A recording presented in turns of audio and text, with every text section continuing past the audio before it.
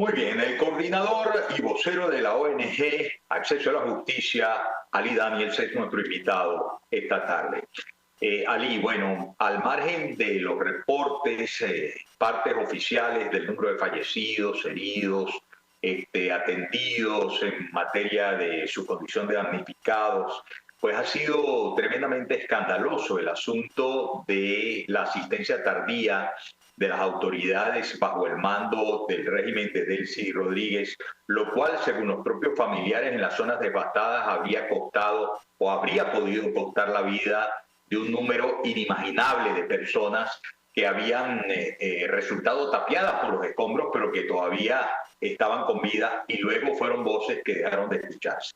Pero también hay un gran malestar por el estado, por la calidad de las construcciones, y el hecho de que ahora están empleando maquinaria, sí, a todo tren, para tratar de borrar la huella de materiales y cosas por el estilo que se habían utilizado sobre todo para la construcción de orden pública en Vargas, ¿no? En fin, son muchas las cosas, el cómo acudieron grupos uniformados a cuidar posiciones de activos, de pertenencias, algunos le llamaron caletas, como se les llame, en vez de socorrer humanamente en un momento tan difícil a los familiares de las personas que estaban bajo los escombros. ¿Esto está constituyendo qué tipo de expediente en materia de derechos humanos y qué se puede hacer? Bueno, lo primero es que el día 1, el mismo día del terremoto, a mí me llamó la atención este tema de la inacción, e inmediatamente recordé este tema de los planes militares, ¿no? Es decir, en cadena nacional a la población se le informó que había en el año 2017 un plan para reprimir, que era el Plan Zamora. Y de hecho hubo una cadena nacional donde incluso había una maqueta de Caracas donde Maduro iba señalando, mira, si aquí hay una manifestación, si aquí hay bloqueo de calle, tal, aquí lo que va a hacer, lo que va a ocurrir es que se va a desplegar la Fuerza Armada. Es decir, explicó en qué consistía el plan de represión para las manifestaciones y las protestas del año 2017. Mi pregunta es, ¿había un plan para reprimir, o hay, porque ese plan nadie lo ha derogado, que yo sepa? La pregunta es, ¿dónde está el plan para cuando haya un terremoto? ¿Dónde está el plan para cuando haya un desastre natural? Es decir, esto es parte de las obligaciones de la Fuerza Armada Nacional, está en la ley, que además es una ley de estas que llaman constitucionales, ley constitucional de la Fuerza Armada Nacional, donde efectivamente se dice que la Fuerza Armada tiene un papel de coordinación con la protección civil en el caso de desastres naturales. ¿Dónde está el plan para el caso de un terremoto? ¿O es que el gobierno no sabía antes del 24 de junio que estamos en una zona sísmica? Entonces ya por ahí hay una falla del Estado de no estar preparado y de no tener un plan de contingencia ante la posibilidad de un terremoto. Ahí ya hay la primera falla, esto hay que decirlo con claridad. Luego está la negligencia, la llegada de las primeras 72 horas, que ya eso está más que documentado. Hay testimonios que sobran sobre la ausencia de Estado. Y en tercer lugar está el hecho de que las primeras fuerzas de seguridad que llegaron, parece que lo único que sabían hacer era hacer funciones de vigilancia.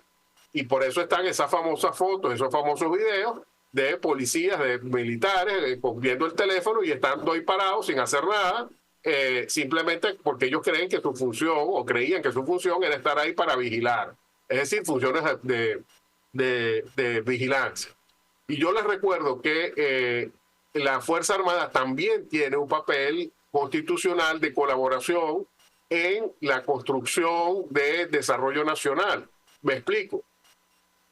Aquí hay gente que no lo sabe, pero la carretera hasta Santa Elena de Guairén la construyó la Fuerza Armada. ¿Dónde están los batallones de ingenieros de la Fuerza Armada?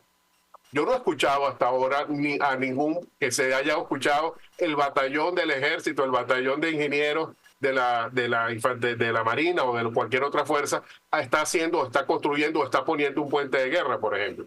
Entonces lo digo para que se entienda que el papel de la Fuerza Armada no es solo de vigilancia, sino también de coadyuvar en el rescate y en la reconstrucción. y hasta ahora no hemos visto nada de eso, sino en casos sumamente aislados, sobre todo el tema de rescate, que como a los varios días alguien se acordó de que podían agarrar una pala y un pico y poder ayudar, pero esa no es la regla es mantener temas de vigilancia y lo que tú dices de supervisión y de control, porque al final el Estado venezolano se ha reducido a tal punto que su única función es la del control.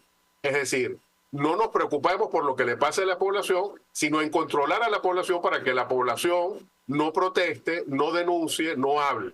Y lamentablemente eso es lo que está ocurriendo. Y por eso nos preocupa mucho, por ejemplo, estas declaraciones que hubo la semana, creo que fue la pasada o la antepasada, del gobernador de Monagas, prohibiéndole a los periodistas que entrevistasen a damnificados que pudiesen llegar al estado de Monagas y que para protegerlo. Y esto lo quiero aprovechar para decir que todas las personas que están en refugios no son súbditos, no son ciudadanos de segunda y sobre todo no han perdido un solo derecho. Si una persona que está en un refugio quiere denunciar, tiene el derecho de hacerlo y quiere hablar con un periodista, tiene el derecho de hacerlo. Y un policía o un guardia nacional o un efectivo militar no tiene la competencia para prohibirle a ningún refugiado que hable con un medio de comunicación y diga las denuncias que tenga que hacer. Y por supuesto tampoco tiene la capacidad para tomar medidas o represalias contra esa persona que haya denunciado. Esto lo digo porque aparente se quiere tener a esta población como separada para que no hable, no denuncie y no diga lo que está ocurriendo. Y como ves, esto lo que hace es unir una serie de violaciones de derechos humanos sobre otras, y está el tema de la construcción, donde además yo quisiera señalar que es verdad que hay casos, sobre todo donde ha habido muertes masivas, donde la remoción de escombros efectivamente no va a terminar con la recuperación de cadáveres porque la descomposición y sobre todo la manera en que cae un edificio a veces hace que haya pedazos de un ser humano que pueden ser irreconocibles o ni siquiera pueden determinarse que sean humanos. Pero en ese caso hay que considerar que si son muchas las víctimas, esa zona debería considerarse como un cementerio. Lo digo porque tenemos un precedente, que es el precedente de las Torres Gemelas. Ahí hubo cuerpos que nunca pudieron ser recuperados por lo que acabo de decir.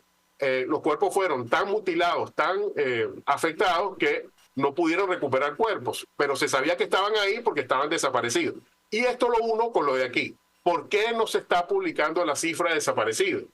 Es importante tener la cifra de desaparecidos porque si yo sé que en una OEPP hay 50 desaparecidos, por ejemplo, yo podría presumir que esos 50 que no aparecen están ahí. Y si hay 50 cuerpos ahí, yo las labores de remoción de escombros las tengo que manejar con un protocolo que incluye la posibilidad de recuperar aunque sea una parte de un cuerpo de alguien. Y dos, considerar que como los cuerpos ya están tan descompuestos o están en una situación tan en mal estado, que debería entonces, en vez de hablar de una construcción ahí, diría, bueno, esto mejor lo declaro limpio y digo esto que sea un cementerio. ¿Cómo ocurrió? Que eso ya hay un precedente en Venezuela con el Limón, ¿te acuerdas? En el caso del Limón se dijo, esto se declara cementerio porque no podemos recuperar todos los cuerpos que están ahí y lo declaramos cementerio. Entonces, digo, porque no estamos, yo no escucho a nadie hablando de estos temas y esto hay que decirlo. En mi natal estado Táchira, siendo yo un adolescente, hubo un terremoto en una zona llamada San Josecito y como se tapió todo el lugar, se declaró Campo Santo y luego se construyó un nuevo San Josecito en otra parte, pero eso quedó declarado Campo Santo. Ahora fíjate, y a lo mejor me van a llamar malviviente o miserable por esto, y me sabe a casabe si así me llaman del régimen. Pero es que tal fue la gravedad de la catastrófica manera de tratar antes, sobre todo a Vargas, antes, en el desastre y después del desastre, que yo creo que es justo reconocer que tienen derecho muchas personas que ahora están damnificadas por ahí, más allá del derecho que tienen sobre el terreno, sobre lo que quedó de edificación, el derecho que tienen a reclamar justicia por la pérdida de la vida de sus seres queridos que puede haberse generado por esta negligencia, esta inacción, esta manera tan inhumana solo de vigilar y no de socorrer. ¿Qué se puede hacer en esos casos? ¿Va a haber alguna posibilidad? Porque estamos hablando de decenas de miles. Sí, bueno, yo no, como no creo en la justicia actual en Venezuela, porque en Venezuela no hay justicia, decirte que las víctimas reclamen lo que justamente merecen, porque efectivamente yo creo que hay que investigar qué ocurrió con esos urbanismos, por qué esos urbanismos se cayeron de la manera que se cayeron y por qué había estas denuncias de que no se construyeron con los materiales que debieron construirse. Yo sí creo que hay que hacer esa investigación, hay que determinar los responsables de esa situación, pero lo que no creo es que la justicia actual que hay en Venezuela, y mucho menos el Tribunal Supremo de Justicia o los tribunales en general, vayan a hacerlo, pero sí creo que las denuncias hay que darle curso, que los testimonios hay que recabarlos, y a partir de ahí, cuando en Venezuela haya democracia, debe haber un juicio, y aquí yo lo digo porque esto abre todo un compás, Miguel, porque cuando se tiene idea de la responsabilidad por crímenes de lesa humanidad, siempre se tienen, digamos, las ideas preconcebidas de, bueno, detenciones arbitrarias, torturas, asesinatos, etcétera. Esos son los típicos crímenes que cuando uno habla de tiene que haber justicia, tiene que jugar estos crímenes de lesa humanidad. Pero es que en Venezuela hay gente que ha muerto porque no tiene medicina, aquí hay gente que ha muerto porque no ha tenido la atención alimentaria correcta, porque los niños no han sido atendidos correctamente en los hospitales públicos, etcétera, etcétera. Y ahora se agrega a ese drama donde hay miles de víctimas, que estamos señalando ahora, que tiene que ver con la construcción en una manera muy cuestionable. Ya hemos visto reportajes de los compañeros de Armando Info, donde ya han dado toda una serie de irregularidades que van aparejadas con la contratación de esas urbanizaciones, y hay que saber que estos también son víctimas de la represión, porque en Venezuela la represión no solamente tiene cara de detención, de tortura, de abusos contra los detenidos, sino que también tiene toda esta esfera, que es mucho más amplia, de las medicinas, del trato hospitalario, de la alimentación, y ahora tristemente el de no construir adecuadamente unos inmuebles que se vendieron como que eran soluciones habitacionales y terminando siendo lamentablemente la tumba de muchos compatriotas. Trampas mortales, sí, así es. Te agradezco mucho, Ali. Un gran abrazo para ti y a todo tu equipo en Acceso a la Justicia. Hasta la próxima oportunidad. Saludos.